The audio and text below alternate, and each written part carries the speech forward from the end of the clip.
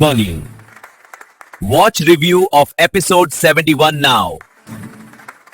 किस किस जाल से आपने मेरे भाई को हाथ लगाए हैं? हाँ, क्या समझ रही हैं आप इसकी माँ बन गई हैं? आहिस्ता बोलो, बच्चा डर जाएगा।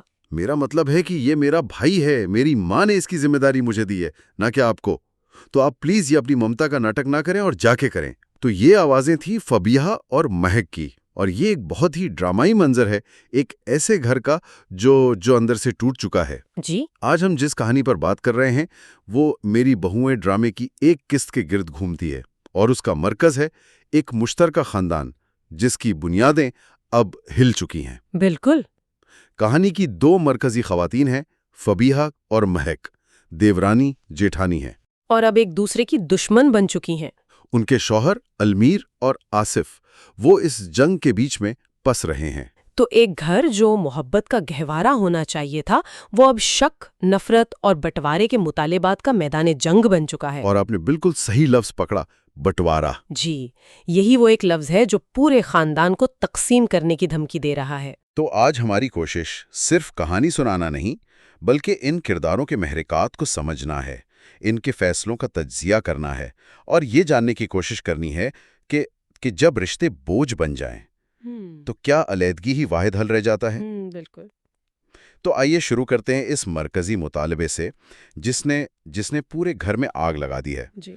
फबीहा जो छोटी बहू है, वो अपने शौहर अलमीर के सामने एक बहुत वाज़ेह शर्त रखती है। वो कहती है, मैं इस घर में तभी जाऊंगी अलमीर, जब इस घर का बंटवारा हो जाएगा। मतलब ये कोई मामूली धमकी नहीं, ये एक अल्टीमेटम है। बिल्कुल, उसने वापसी का रास्ता ही बंद कर दिया है, या बंटवारा या मैं नहीं।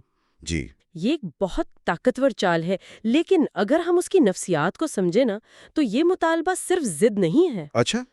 फबीहा खुद को इस घर में एक मुजरिम, एक बोझ के तौर पर देख रही है, तो उसके लिए बंटवारा शायद अपनी एक अलग, एक महफूज दुनिया बनाने की कोशिश है। एक ऐसी जगह जहां उसे किसी की तनकीद का सामना न करना पड़े। बिल्कुल, जहां वो अपनी जिंदगी अपनी शराइत पर जी सके। ये एक तरह से खुद को बचाने की एक शदीद कोशिश है, भले ही उसकी कीमत पूरे खानदान की तबाही क्यों ना हो। लेकिन क्या ये खुद को बचाना है, या मतलब एक तरह की जज्बाती ब्लैकमेलिंग? क्योंकि उसका शौहर अलमीर तो उस मुतालबे के बीच में बुरी तरह फंस गया है ना। जी, वो तो अपनी बीवी और खानदान के दरमियान एक पुल की तरह खड़ा है जो किसी भी वक्त टूट सकता है। हाँ, और वो अपने दोस्त फैसल से कहता है कि हालात इतने खराब हैं कि अब उसकी भाभी महक को भी लगता है कि बंटवारा ही आखिरी ऑप्शन है। और फिर वो एक बहुत अहम जुमला कहता है। जी, वो कहता है रिश्ते बचाने के लिए ना कभी कभी कुछ कुर्बानियां देनी पड़ती हैं। ये जुमला इस पूरी कहानी का निचोड़ है।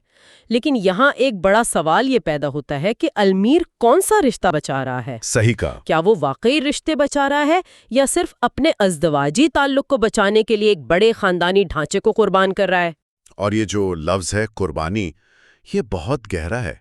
यहाँ कुर्बानी किस चीज की दी जा रही है? खानदान की इकाई की, बूढ़े बाप के सुकून की, या वो सिर्फ अपनी बीवी के गुस्से से बचने के लिए सब कुछ दांव पर लगा रहा है? मुझे तो यही लगता है कि वो आसान रास्ता इख्तियार कर रहा है। उसे लग रहा है कि घर की तकसीम से रोज रोज की लड़ाई खत्म हो जाएगी। लेकिन क्या वाकई ऐसा होगा? यही तो सवाल है। क्या दीवारें खड़ी करने से दिलों की नफरत खत्म हो जाती है? अक्सर तो ये मजीद बढ़ जाती है।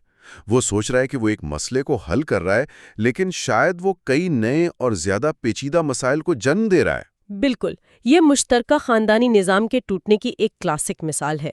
लोग अलहदगी को मसाइल का हल समझते हैं, लेकिन वो ये भूल जाते हैं कि आप जुग्राफियाई तौर पर तो अलग हो सकते हैं, लेकिन जज्बाती तौर पर नहीं। वो तलखियां, वो यादें। जी, वो शिकायत आपके साथ ही जाती हैं, और अक्सर एक नए छोटे घर में ज्यादा शिद्दत से महसूस होती हैं। और इस सारी कश्मकश का जो सबसे गहरा और तकलीफ-दह असर हो रहा है, वो घर के सरबराह आसिफ भाई पर हो रहा है। उनकी बेबसी उनके अल्फाज से छलकती है जब वो अपनी बहन शनाज से कहते हैं, जनास, कमजोरी तो अब दिल में आ गई है, जिस्म से ज्यादा मैं अंदर से टूटा हूँ। ये सिर्फ एक शख्स का दुख नहीं, बल्कि एक पूरी नस्ल की नाकामी का एहसास है। वो बार बार अपनी मरहूम बीवी अंबर को याद करते हैं। जी, वो कहते हैं कि उन्होंने सिर्फ उन्हें नहीं, बल्कि पूरे घर को संभाल के रखा हुआ था। और यहाँ एक बहुत दिलचस्प तजाद नजर आता है जो आजकल के माशरे में आम है कि आप बच्चों से घिरे हुए हैं, लेकिन फिर भी जज्बाती तौर पर बिल्कुल तन्हा हैं। فزیکل موجودگی اب جذباتی تعلق کی ضمانت نہیں رہی۔ بالکل نہیں۔ اور پھر ان کی بہن شہناز جب کہتی ہیں 3 بیٹے ہونے کے باوجود میرے بھائی بالکل اکیلے رہ گئے ہیں، تو یہ اس تنہائی پر جیسے مہر لگا دیتا ہے۔ بہت تکلیف دہ حقیقت ہے یہ۔ جن بیٹوں کو آپ اپنی زندگی کا سہارا سمجھتے ہیں وہ اپنی ذاتی زندگیوں اور مسائل میں اس قدر الجھ گئے ہیں کہ وہ آپ کی طرف دیکھ بھی نہیں پا رہے۔ اور شاید والد کی یہ بے بسی اس لیے بھی زیادہ ہے کیونکہ اس گھر کی اصل جنگ وہ مردوں کے ہاتھ سے نکل چکی ہے۔ جی، وہ تو بے بس تماشائی بن گئے ہیں اور اصل طاقت کا کھیل گھر کی خواتین کے درمیان چل رہا ہے۔ بالکل صحیح کہا آپ نے۔ خاندان کے مرد تو اپنی جگہ بے بس ہیں، لیکن اصل جنگ تو فبیہا اور مہک کے درمیان چھڑی ہوئی ہے۔ جی، کہانی کا سب سے ڈرامائی لمحہ زین نامی بچے کو لے کر ہونے والا جھگڑا ہے۔ اچھا، یہاں تھوڑا پس منظر بتانا ضروری ہے۔ زین فبیہا کا چھوٹا بھائی ہے اور مہک نے حال ہی میں اپنا بچہ کھویا ہے۔ جی، یہ بہت اہم نکتہ ہے۔ تو جب فبیہا گھر واپس آتی ہے اور سنتی ہے کہ اس کا بھائی زین مہک کے پاس ہے تو وہ آگ بگولا ہو جاتی ہے۔ اس ٹکراؤ کی کئی تہیں ہیں۔ ایک طرف مہک ہے جس کا دکھ بہت تازہ ہے۔ وہ زین کو گلے لگا کر اپنی روح کو سکون اور قرار محسوس کرتی ہے۔ اس کے لیے وہ بچہ ایک مرہم کی طرح ہے۔ وہ کہتی بھی ہے، میں نے جیسے ہی وہ بچے کو اپنے سینے سے لگایا مجھے لگا جیسے مجھے قرار مل گیا ہو۔ جی، اس کے لیے یہ ایک تھراپی کی طرح ہے۔ لیکن دوسری طرف فبیہا ہے جو مہک کو اپنی سب سے بڑی دشمن سمجھتی ہے۔ وہ مہک کی اس ممتا بھری حرکت کو بھی شک کی نگاہ سے دیکھتی ہے۔ وہ سیدھا مہک پر چڑھ دوڑتی ہے اور الزام لگاتی ہے کہ وہ بدلے کی آگ میں زین کو نقصان پہنچا سکتی ہے۔ یہ بدگمانی کی انتہا ہے۔ وہ مہک کے دکھ کو سمجھنے کے بجائے اسے اپنے خلاف ایک سازش سمجھ رہی ہے۔ اور یہی خاندانی سیاست کا سب سے خطرناک پہلو ہے، جب مسٹرسٹ اتنا بڑھ جائے کہ کسی کی محبت اور ہمدردی بھی آپ کو ایک چال لگنے لگے۔ فبیہا کے لیے مہک کا زین کو چھونا بھی ناقابل برداشت ہے۔ وہ اپنی انسیکیورٹی کو غصے اور الزامات کے پیچھے چھپا رہی ہے۔ وہ شاید اندر سے اس بات سے بھی ڈرتی ہے کہ کہیں اس کا بھائی اس سے زیادہ مہک سے نہ لگاؤ پیدا کر لے۔ اور اس سارے معاملے میں ایمان کا کردار بھی بہت اہم ہے۔ وہ دونوں کے درمیان پھنس جاتی ہے۔ جی، ایمان جو تیسرے بھائی کی بیوی ہے۔ اسی نے زین کو کچھ دیر کے لیے مہک کے پاس چھوڑا تھا۔ اس کی نیت تو صاف تھی، وہ شاید مہک کے دکھ کو کم کرنا چاہتی تھی، لیکن فبیہا اسے بھی نہیں بخشتی۔ اور اسے کہتی ہے، مجھے تم سے اس چیز کی امید نہیں تھی ایمان۔ جی، ایمان اس گھر کی وہ فرد ہے جو سب کو جوڑنے کی کوشش کر رہی ہے، لیکن خود ہی سب سے زیادہ پس رہی ہے۔ وہ اس خاموش اکثریت کی عکاسی کرتی ہے جو خاندانی جھگڑوں میں نہ چاہتے ہوئے بھی سب سے زیادہ متاثر ہوتی ہے۔ وہ پیس میکر بننے کی کوشش میں خود ہی سب سے بڑا نقصان اٹھاتی ہے۔ بالکل۔ یہ تو ہوئی گھر کے اندر کی تباہی کی، لیکن اس کہانی میں ایک چھوٹی سی امید کی کرن بھی ہے۔ ایک طرف جہاں رشتے ٹوٹ رہے ہیں، وہیں شاویر اور ایمان کے تعلق میں پچھتاوے اور امید کی ایک جھلک نظر آتی ہے۔ شاویر جو ایمان کو چھوڑ چکا تھا، اب اپنے ماضی پر نادم ہے۔ جی، اور وہ اس سے معافی مانگنا چاہتا ہے۔ وہ مسکان سے کہتا ہے، میں اپنے کیے پہ اس سے گڑ گڑا کر معافی مانگوں گا۔ اس کے لہجے میں ایک سچی ندامت ہے۔ یہ کہانی میں ایک دلچسپ تضاد پیش کرتا ہے۔ مرکزی خاندان اندر سے ٹوٹ رہا ہے، جبکہ ایک ٹوٹا ہوا رشتہ باہر سے جڑنے کی کوشش کر رہا ہے۔ اور ایمان کا جواب اس رشتے کی پیچیدگی کو ظاہر کرتا ہے۔ بہت حقیقت پسندانہ جواب ہے اس کا۔ جی، جب شاویر دوبارہ ساتھ چلنے کی بات کرتا ہے تو وہ کہتی ہے، کچھ باتیں، کچھ فاصلے ابھی بھی باقی ہیں، اتنا آسان نہیں ہے سب۔ انہیں بھرنے میں تھوڑا وقت لگے گا۔ بالکل۔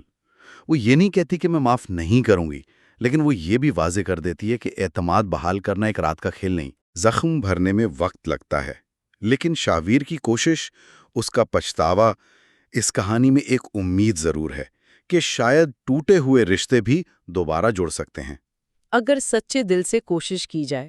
اور یہاں معاون کرداروں کا ذکر بھی ضروری ہے۔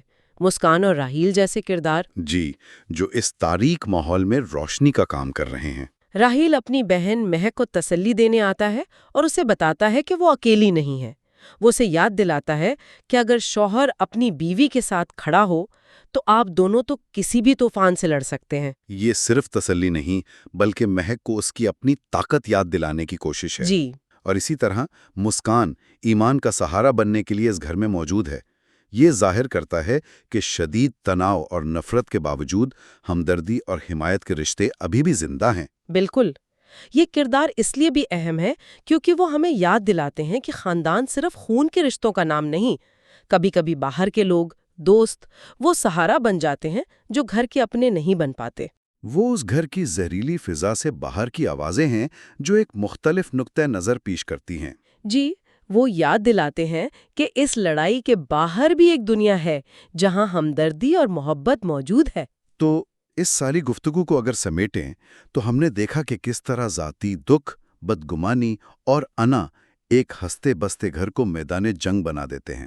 ہر کردار اپنی جگہ پر خود کو صحیح اور مظلوم سمجھ رہا ہے۔ بالکل، فبیہا اپنے تحفظ کے لیے لڑ رہی ہے، مہک اپنے غم سے، اور المیر اپنی محبت بچانے کے لیے۔ بٹوارے کا مطالبہ صرف دیواریں کھڑی کرنے کا نام نہیں، بلکہ یہ ان دلوں میں پیدا ہونے والی دوریوں کا نتیجہ ہے جو اب ایک چھت کے نیچے سانس نہیں لے پا رہے۔ صحیح۔ یہ کہانی اس بات کی عکاسی کرتی ہے کہ جب سمواد یعنی کمیونیکیشن ختم ہو جاتا ہے اور ہر شخص صرف اپنے زخموں کو دیکھنا شروع کر دیتا ہے تو پورا خاندان بکھر جاتا ہے۔ یہاں مسئلہ صرف گھر کی تقسیم کا نہیں، مسئلہ جذباتی طور پر دیوالیہ ہو جانے کا ہے۔ ہر کوئی اپنی تکلیف میں اس قدر ڈوبا ہوا ہے کہ اسے دوسرے کی تکلیف نظر ہی نہیں آ رہی، اور یہی کسی بھی رشتے کے خاتمے کی سب سے بڑی وجہ بنتی ہے۔ اور یہی اس کہانی کا سب سے بڑا المیہ ہے۔ ہر کردار خود کو مظلوم سمجھتا ہے۔ فبیہا کو لگتا ہے کہ گھر والے اسے بوجھ سمجھتے ہیں، مہک کو لگتا ہے کہ اس کی خوشیاں چھین لی گئی ہیں، المیر کو لگتا ہے کہ وہ بیوی اور خاندان کے بیچ پس رہا ہے۔ یہاں تک کہ گھر کے سربراہ آصف بھائی بھی خود کو بے بس اور اکیلا محسوس کرتے ہیں۔ ہر کوئی اپنی اپنی جنگ لڑ رہا ہے۔ تو یہاں سوچنے کے لیے ایک سوال یہ پیدا ہوتا ہے کہ جب ایک ہی کہانی میں ہر کردار خود کو ہیرو اور دوسرے کو ولن سمجھنے لگے، جب ہر کوئی اپنی تکلیف کو ہی سب سے بڑی سچائی مان لے، تو کیا مفاہمت کی کوئی گنجائش باقی رہتی ہے؟ یا پھر ٹوٹنا ہی مقدر بن جاتا